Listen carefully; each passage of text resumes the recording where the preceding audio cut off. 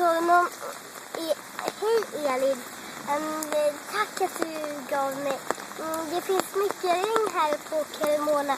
Men ja, det är ganska mycket. Men jag är så mycket klädd för regndagarlångisarna som kunde vara på mer. Och så har jag en tröja.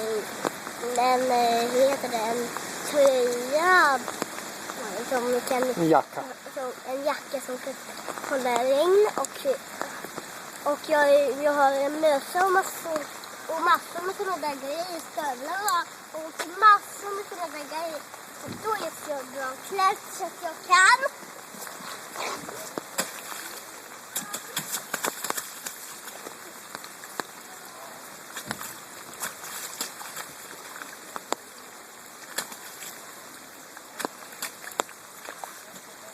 Tack att du gav mig